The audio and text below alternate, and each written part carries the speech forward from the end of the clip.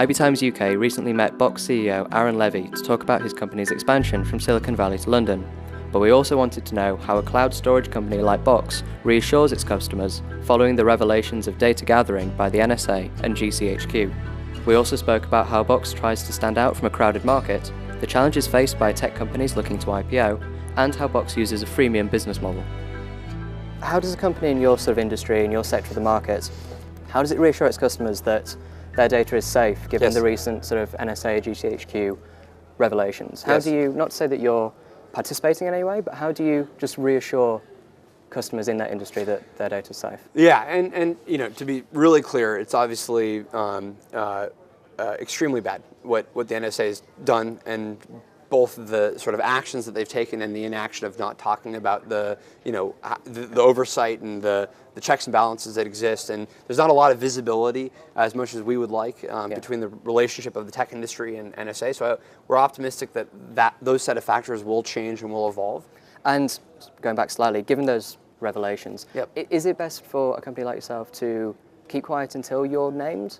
Or is it better to actually say, hey guys, this is our standpoint from this?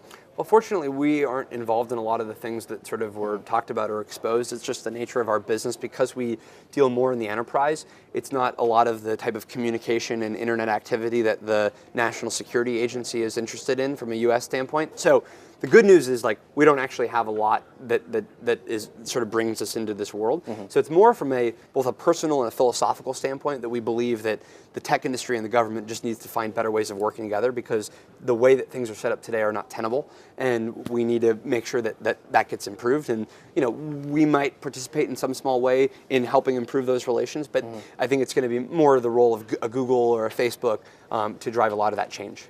Okay. How does Box sort of differentiate itself from its competitors? I was trying to describe your company to a friend the other day, and they said, oh, like Dropbox. How do you say, actually, no, where? I think, you know, for the average end user of our technology, Dropbox and Google Drive and SkyDrive, a bunch of these solutions from Microsoft and Apple and Google, we're all going to look very similar at the end user level. Our differentiation really is taking that level of simplicity and approach for the end user and marrying that with an enterprise strategy that lets the CIO of a company scale out and sanction Box for their entire set of employees.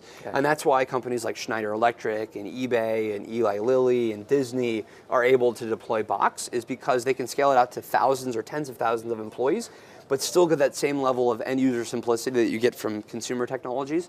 And that's ultimately how we differentiate. And so you're looking at an IPO in the near future? Well, I certainly can't comment on kind of any timing around that, but you know, the path that we're on is certainly to build an independent company that, you know, could potentially IPO. Sure. Given Facebook's IPO and that sort of rocky 12 months that had, has that made sort of some tech companies think twice about doing that? I think it makes you think twice about how you do that, not necessarily to IPO or not to IPO. I think there's a series of particular factors that led to the 12 months of rockiness.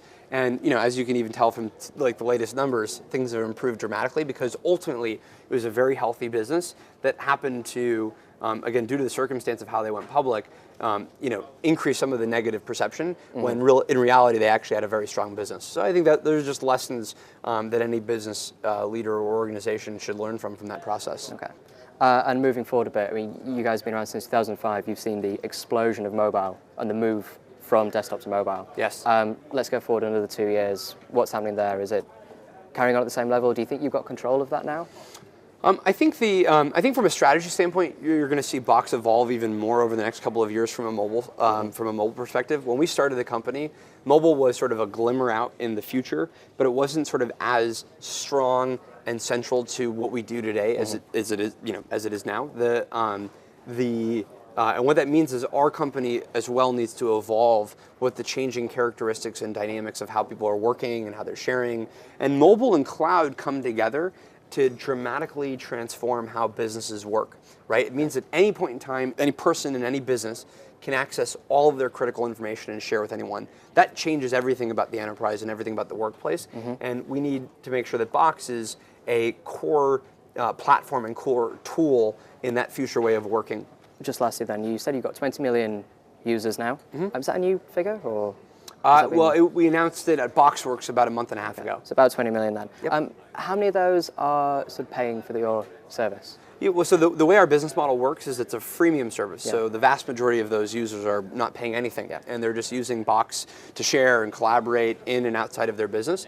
And then a smaller subset of businesses are then paying for the service that want to scale up the security and the compliance and all of the integration in their organization. Yeah. So we don't give that figure out, but it's a large number, and it's producing we think a very strong business.